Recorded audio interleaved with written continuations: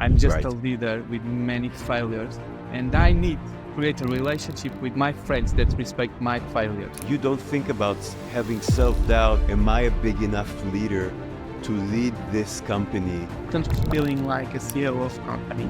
I'm a coworker. I need this community. By losing in the short term, I will win in the long term. Wow, this is deep. When I decide to invest here, I decide to invest everything. So the tipping point of success is failure. Yeah. Thinking about scaling your business but worried about burnout?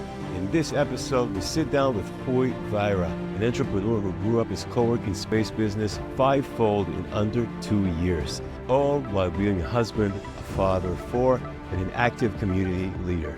Rui shares his unconventional strategies for working without burning out and reveals powerful insights that challenges traditional thinking. I sincerely believe that by the end of this video, you will gain many actionable tools you can use right away to help you scale more confidently, avoid the common pitfalls of growth, and ease your worries about what expansion could cost you personally. While his English may be a bit rough, his wisdom and values come through loud and clear. And I'll be summing up key points along the way. This episode is for the independent thinker.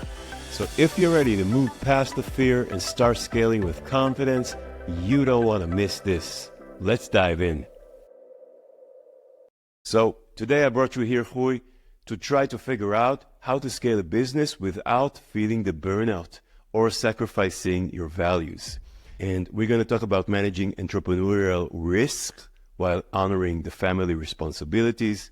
And we're going to talk about the thing that I think you're the best in the world, which is maintaining high service standards as the customer base expands. And I know you'll have so much valuable insights to share with us in this conversation. You know, all of us entrepreneurs that have some uncertainties, have fears, have doubts around growing. And sometimes it can keep us playing too small when we should allow ourselves to bet on ourselves, like we just talked about. Your amazing story and your unique approach to entrepreneurship.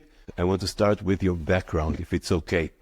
So I want to know, Rui, how did you become an entrepreneur, and how has your personal story shaped and impacted who you are as an entrepreneur? I have 6 brothers, actually 4 sisters, 2 brothers. We are 7 total, but all things beginning when my father died. Unfortunately, I found my father on the ground, and this experience changed my life. Of course, my mother, she's a warrior. She can live with 7 kids, and she has her own business and teach me a lot of create opportunities to sell the product, and how can one woman with more than 45 years have sufficient money for all family. I remember when I was younger, when I was a teenager,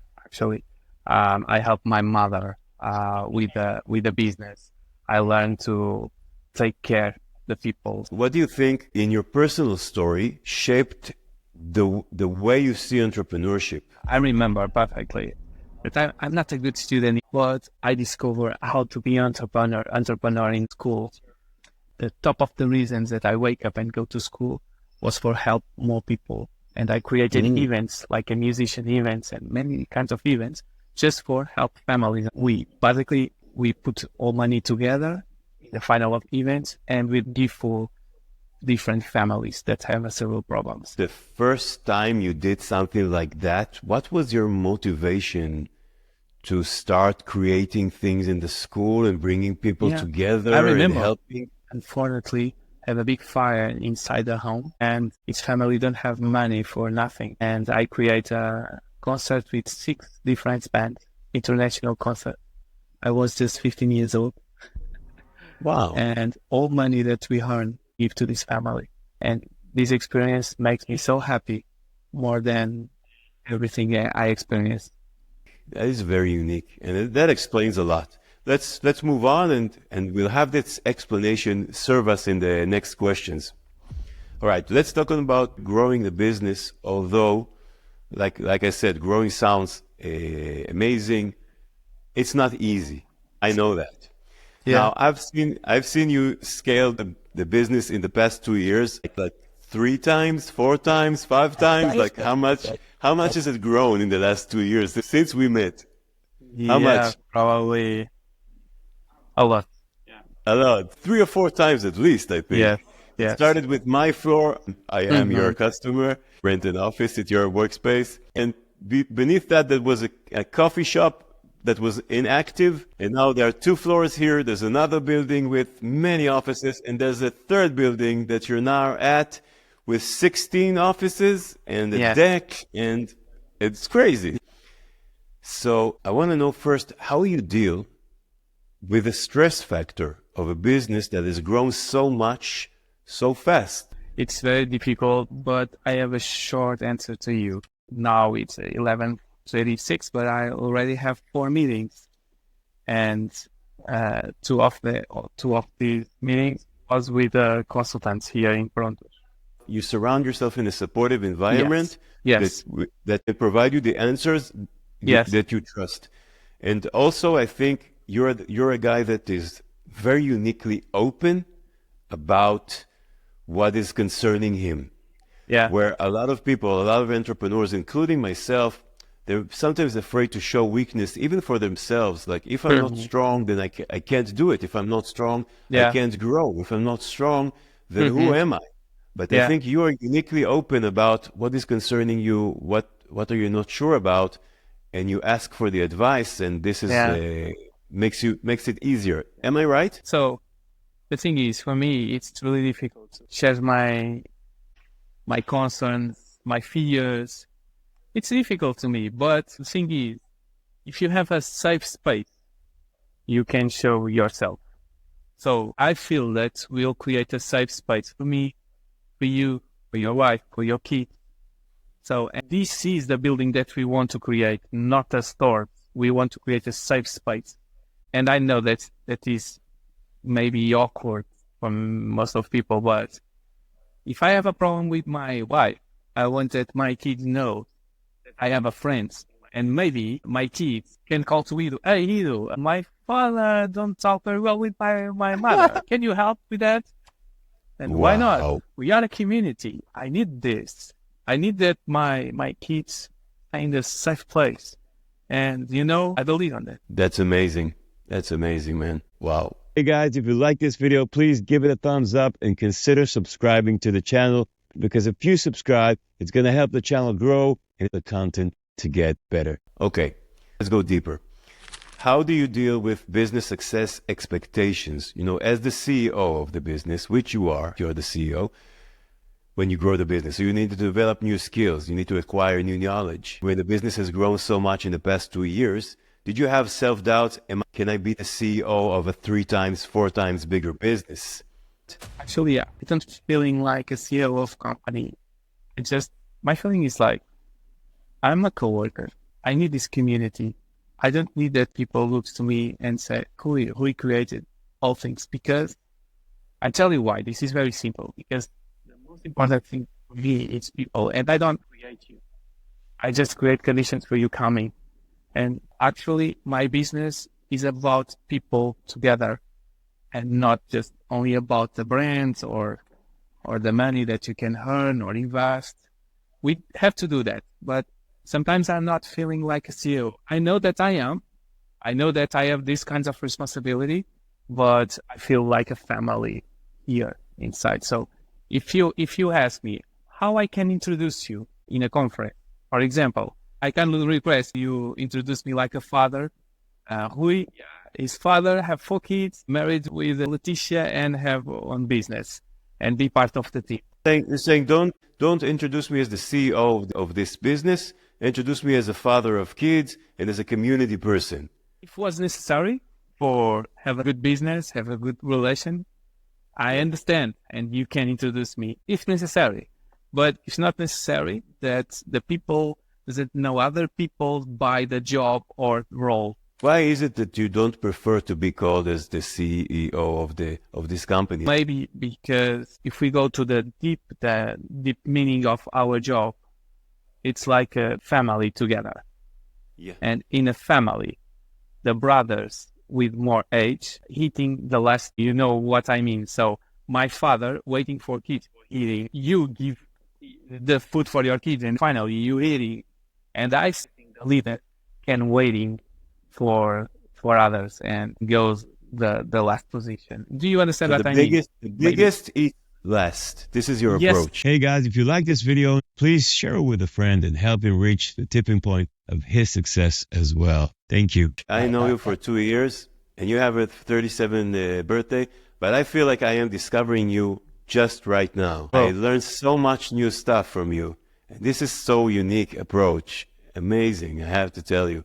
I'm so happy we made this conversation. Okay, so I understand that when you don't think about having self-doubt as a CEO, hey, am I a big enough leader to lead this company to a better future? Because you're not concerned with your status as the CEO. You are concerned more with serving other people feel comfortable, or do you sometimes have these thoughts when you think about you are the leader of this business, everybody's looking at you for answers and for tell them what is the next step. Are you sometimes worried about that, or you don't think about that at all? I expect that people that work with me knows that we'll think in the next step in the team, in an environment of the team, and not I coming one day like a big smile and say, hey, the next step is for West Side. So this is not the team that I dream. I dream with a team that decide together. My dream is have a team that help me to understand that I'm just a human and I need many help in my decisions. So yeah, it's far away from my mind. Think that I wake up in a day and I say, no, we all do wrong. We have to change the path and go to another way. If this happens one day, I need to go out of my job and thinking about the leadership. Wow. How often do you meet with the people that you consult with? Every week. Every week. And you always make the decisions together? Together, yeah. Even, of course, I can make a decision alone, but not the big decisions. So let me tell you a thing. Before I buy the Impact Village, so for people that doesn't know what we talk about, we bought last December a whole shopping center and we construction everything new. We do everything new, and we basically implement a new concept on the city, Impact Village, safe space for kids, entrepreneurs, and senior people. But before I do that, you know what I do? I call for my mother and all my 6 brothers and ask the thing, hey guys, I will go to the shopping center and I will buy. But I need to know if anything goes wrong. If you have the bread for me and my kids, if you have to tell me right now. Because if you say, no, we can help you with that. If anything goes wrong, I don't go. And I did that. And all my brothers said, Rui, you have to go. Because I have bread for you and for your kids all year. And you use the word, so you said, I'm going to see that my family is safe first, and I'm going for it. Yeah, I mean, it's very important. More important than I have 100 people inside here. Because, yeah, we're beginning with our family, everything. You know what is astonishing about what you're saying to me? I think a lot of people, including myself, I never say bad things about other people. It's not a bad thing. It's just a human thing. I think a lot of people see the risk not only with taking care of the family, but experiencing the failure. Okay, so you know now all your brothers and sisters and your mother said, if something happens, we're going to take care of your family. But what about if this fails, the feeling of the failure? Were you concerned about that at all? Yesterday, when I came home, I sit in the table, the living room, and my son turned off the TV, and my daughter asked me, hey, father, what's happening? And I look into her and I say, I'm a little bit frustrated today, but everything's fine. And my daughter turned on the music and put Ludovic. It's like piano music. And this makes me cry a little. And my son comes to me, give me a hug. And what represents to me, if you have a safe place, please be transparent with this. And for me, of course, this is a simple thing, but for me, represents a lot. Wow. So what I hear from this is you actually taught your children to be aware of their environment and be sensitive to the feelings of not only themselves but their parents, and taught them that if they see one of their parents in a strange mood or concerned, they need to go and talk to them and support them. And you have this environment of mutual support in the family. Doesn't matter if you're the father or you're the kid. We support each other. Is that What your I kid? believe, That? 100%. Mm-hmm. Wow. So let me ask you a little bit of that's a little bit of a vision question. So I understand your background with your family, with your big family, and with your values of biggest guy eats last. And I understand that when you were a teenager, you used to you saw this family that the house was burned, and you helped them, and you got such a great feeling out of it with arranging this concert and giving them the money to help them. That's amazing. So where do you get the motivation and the drive to keep growing? Where does it come from? Do you know? Yeah, I know. So I'm a Christian, and the most entrepreneur guy that I know in my life was Jesus, because he died, resurrecting. If you believe or not, I understand. I'm okay with it. The thing of Jesus is different for me because I believe in a God that died. I not believe in a God that win everything. My God, have a big failure, die. The dying is probably the best failure of humanity. So because of that, and because of resurrection, I believe that all people can die and resurrect again. And I believe that if we create a community that respect the failures of people but help to resurrect, we'll have a better people that respect community, a diverse of families, a diverse of nationalities. Of course, I need to live with the people that have a different faith. I need to live with the people that have a different culture, but with the same goal. The same goal is resurrecting entrepreneurs that now are dying. And if we have a big community that respect the people around us, and more than respect, try resurrecting people that are dying, we'll have a safe place for our kids and similar people. Let me see if I understand. So each growth of the business feels to you like a resurrection. Every time you grow, you make a move to grow the business, it's like a small death because of the risk, but it's a big resurrection because what happens after that. Am I right? Yeah, I think to be more clear, every time that you find an entrepreneur guy that's failure, you die now, but now it's time to resurrect. And we'll go together and we'll help you together. We create a business plan together. And for me, this is the meaning of resurrection. Okay, so basically what you're telling me is your motivation comes from mimicking the acts of Jesus. Probably. Whatever you saw him do, you said, okay, this is the right thing to do, is to, when you see death, you do what you can do to help resurrect.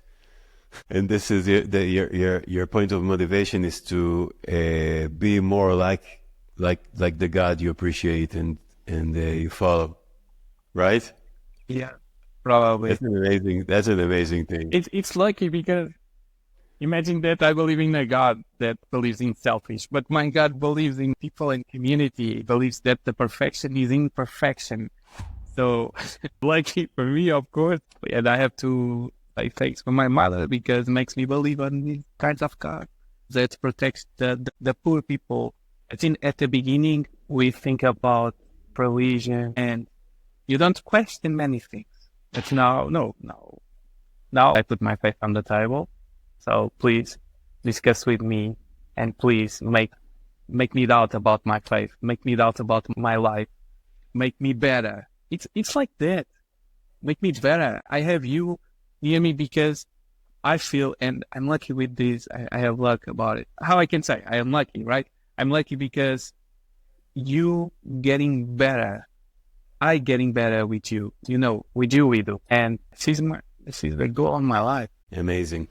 All right, coming up, we're going to talk about the relationship between the family and the business. So how do you balance scaling the business, growing the business with leading a family life and the community life? Or is the secret recipe that we all should learn? I'll tell you right now, I'm not an Please. example.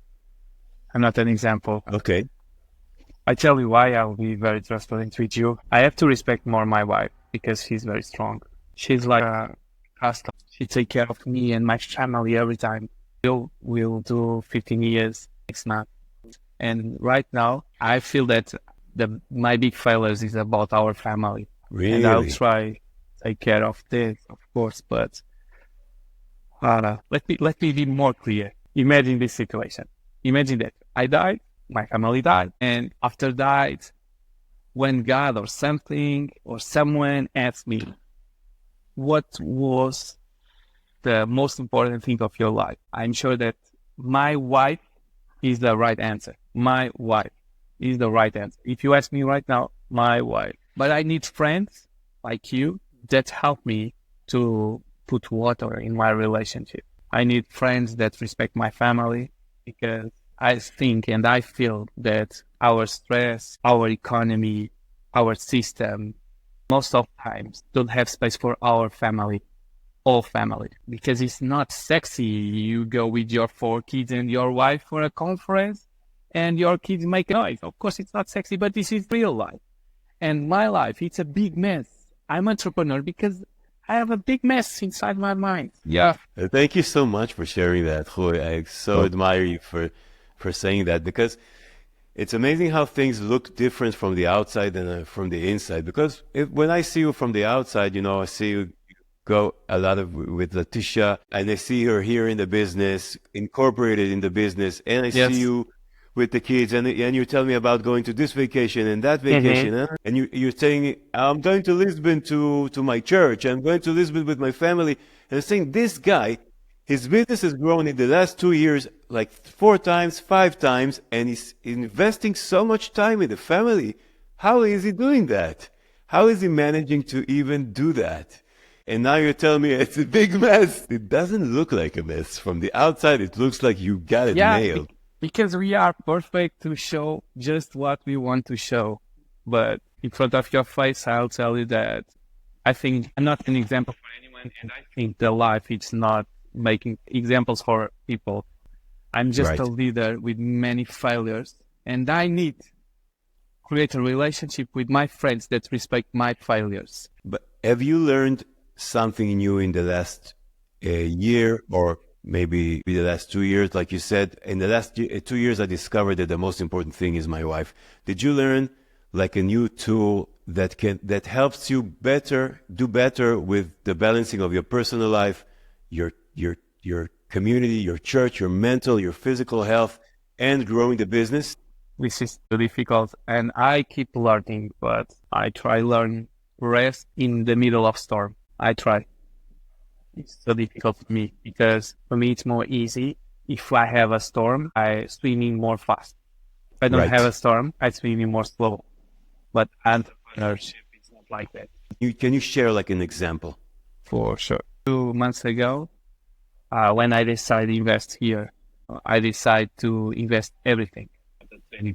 It's 100% of say, hi, well, how you can do that? Why you can do that? You could do that.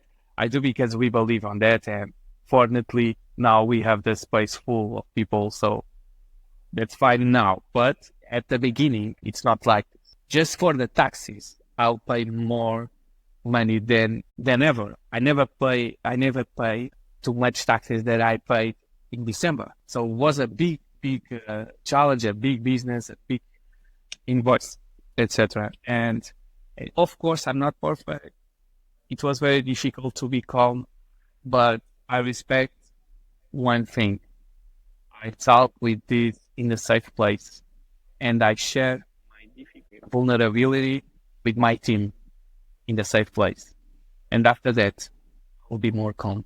So the rest inside the storm is not like going on a retreat for a week on the mountain doing meditations. You're not talking about that. You're talking about in the middle of the storm, be vulnerable, be transparent with how you feel, just speak with the people, let them know your feelings, and this calms you down and let you move on forward. Yes. Be transparent with the friends, with the family, with your team, and don't hide your fears, your mind, your background. Growing up with a mother with 6 brothers, altogether 7. And of course, I growing up with many fears. Of course, we don't have much money.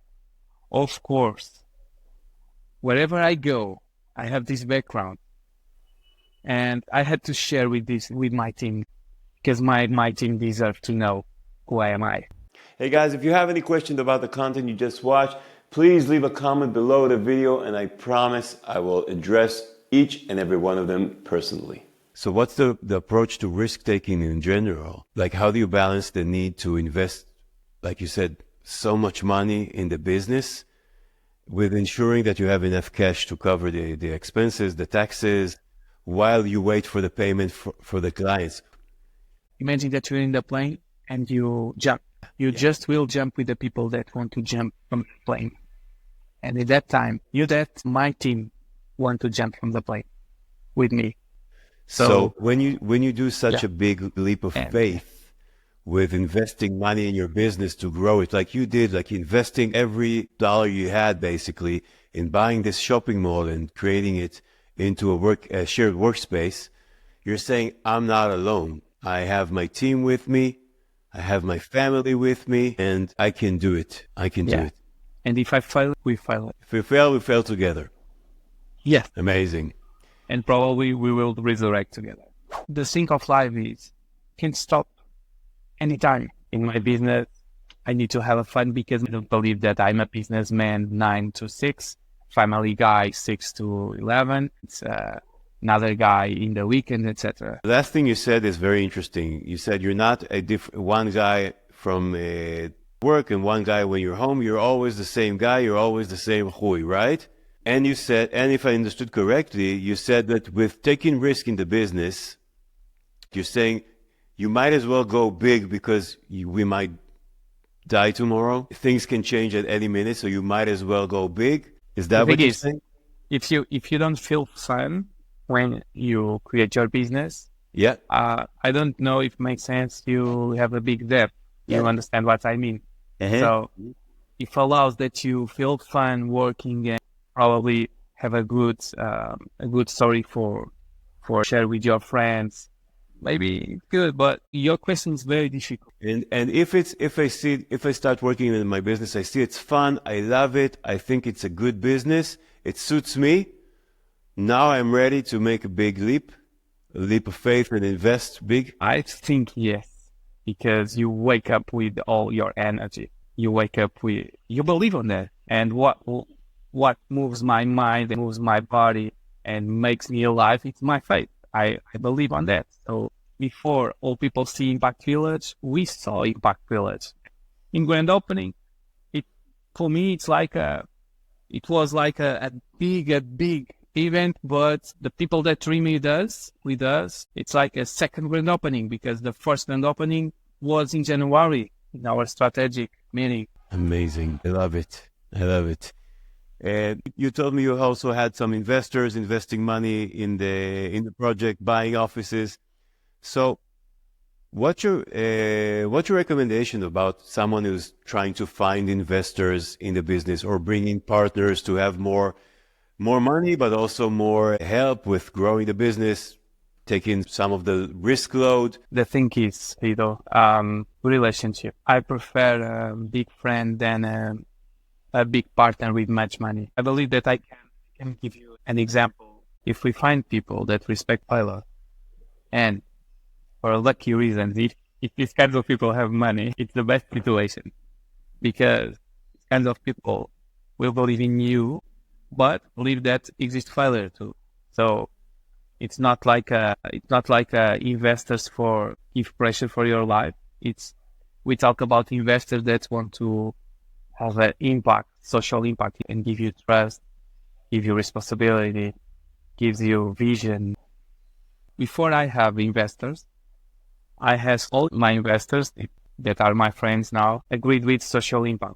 And we talk a lot about it. And all people agree with that. For me, was so important because our business plan was simple, but of course you need to trust or invest money here. And now you see Impact Village and new stores, but at the beginning, you just see the building with nothing, without lights, steels, or anything. So I think that the big reason we have investors near us, we have to beginning with relationship, the people that respect, people that don't think that money is more important than your life. I know this is difficult. But exist people like that. So if I understand correctly, you have the two criterias for investors. One criteria is that you get along with them and you can have a good relationship with them. You trust them, they trust you. You say, okay, I can be friends with this guy or with this girl. And the second criteria is that they believe in the same vision that you have before the money. So you're looking for a relationship, you're looking for like a same vision or connecting on the same values. Yes, you're right. Tito. You're right. How do you find people like that? I will share with you. Please. This is when I talk about all things is about relationship. It's because it's true. I work with Apple for several years, as you know, more than 15 years. And, Yes. and when I beginning this project, I bring here my whole clients. And my whole clients believe in me and believe in my idea or my friends. Amazing. So the people who are clients of your business, you kept relationships with them, you keep knowing them, keep being in touch with them, and then when you start a new thing, you're saying, "Hey, I'm starting this new thing. I'm looking for investors," and they say, "Okay, I know this guy for 15 years. He's a serious guy. We have a good relationship. I want to be his investor." Amazing. Okay, that segues us to the next section, and we're going to move to speaking about maintaining high service standards.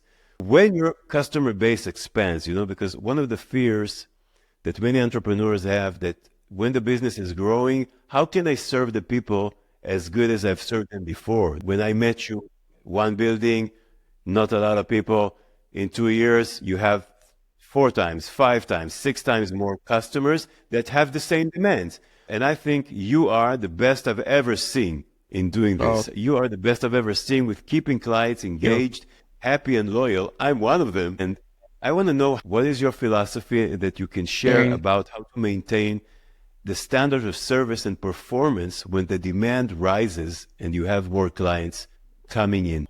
I think that my success with the community is about relationship, and we'll try solution problems day by day. I never go for the meeting room and say, we don't need more clients. I'm sure that you stay in this room all year. No, I never say that, because I know that we have to give solutions day by day. I think that my work, it's not about how many I waste here, how I will receive from here.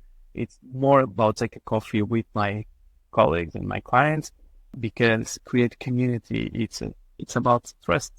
It's about relationship, as we talk. It's about failure. And I know that maybe this coworker goes to another coworker, but after years, maybe he will remember that we talk about these kinds of subjects, or he remember that here we receive him well, even we don't have the biggest conditions. We'll try have the biggest conditions, but in the same time, a very good relationship with our clients. And the honest part is the best part. If I get it correctly, then you're saying that it's both thinking about the customer beforehand. How can I improve his how can I improve his life, with always thinking, how can I do better? How can I do better? How can I do better? But you also mentioned that's more important than that is the personal touch. Even if you don't have all the systems and the business systems to support, the first thing is the personal touch, speaking with each other, saying, how's the family?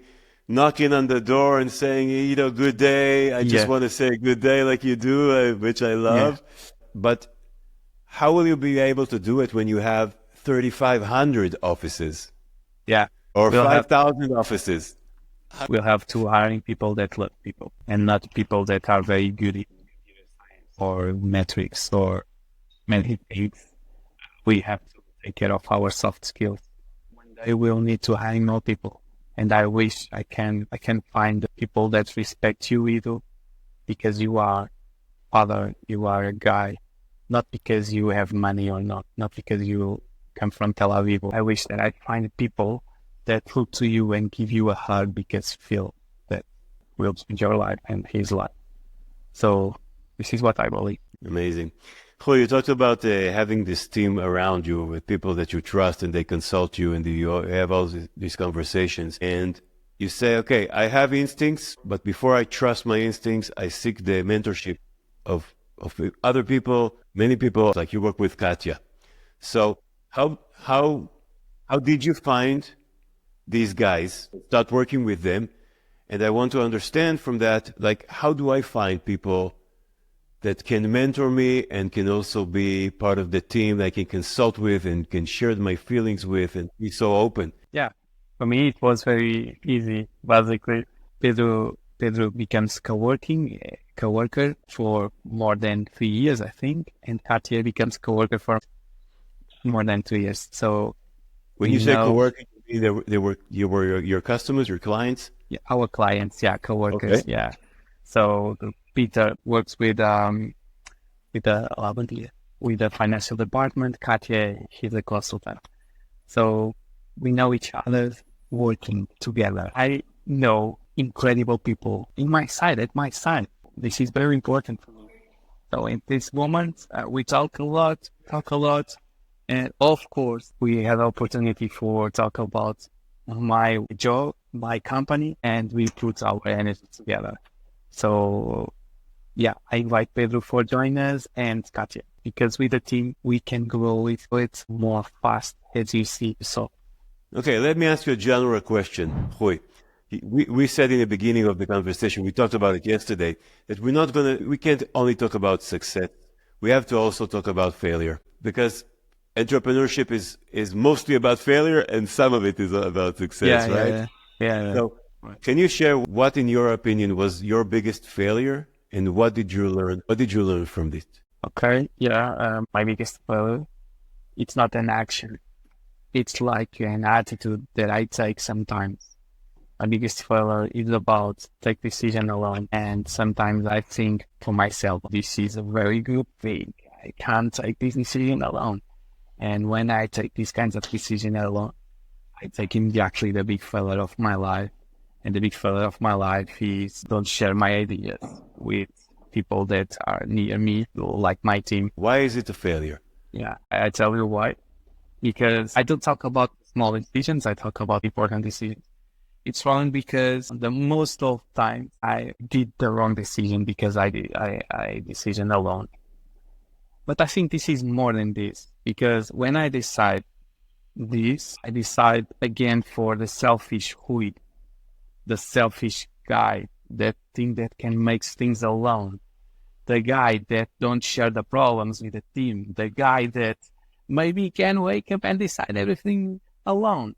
Like, imagine when you're upset with your wife and you say, hey, okay, I don't need you, I do this alone. Even in my company, I can decide everything alone, but it's not what I believe. So maybe if you believe in one way, and if you live in a different way, you're beginning failure immediately. If you not believe this way, and you do this way, in doing this path, you decide walking this path, you're beginning failure, of course, yes. Even you're not failing for every people, you fail for you. That's so strong and so true. So your definition of failure is believing in something, but acting counterintuitive to what you believe, acting different than what you believe. This is the failure. And you sometimes recognize that with yourself. And so you say, this is my failure when I do that. And every time I do that, I should tell myself, okay, is this what I believe in? If not, I need to change my act. Amazing. What do you think is the thing that help you stand out in the market of your field, of a shared workspace? Of course, there are competitors in this market. What is unique about your value proposition? I don't want to repeat what I told you before, but I think that it's all about community.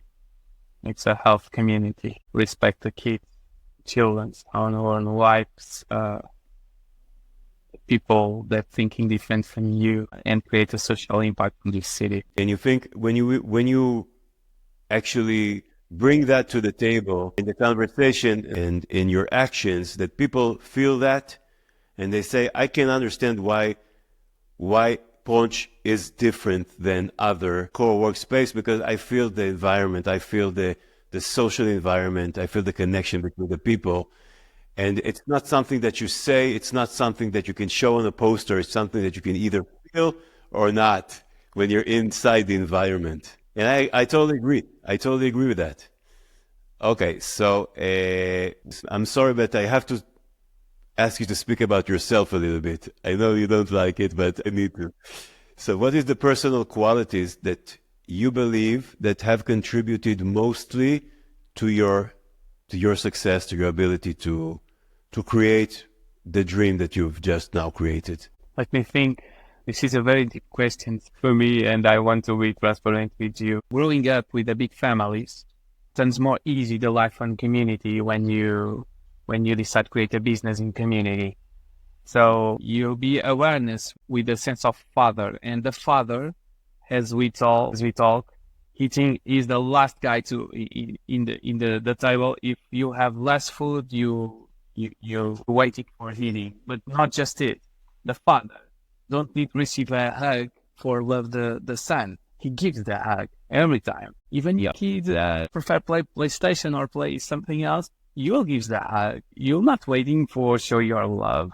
You show your love. And these kinds of independence feelings, I think that I can bring to our community. Be the father, don't be the son. So be the father. If you turn the lights, I will turn off. No problem. I want to be part of this community. If you fail somewhere, I will stay here to help you, because I decide to be a father in my life. But I can go more deeper.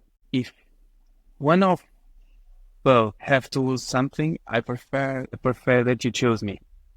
I prefer lose right now, because if you take something from the father will construction again with no problems. Wow. You say, I don't want fighting you to win more right now. I'd rather lose more and you win, because I know I will rebuild later. I rather invest that energy with rebuilding and creating more than right now winning over you.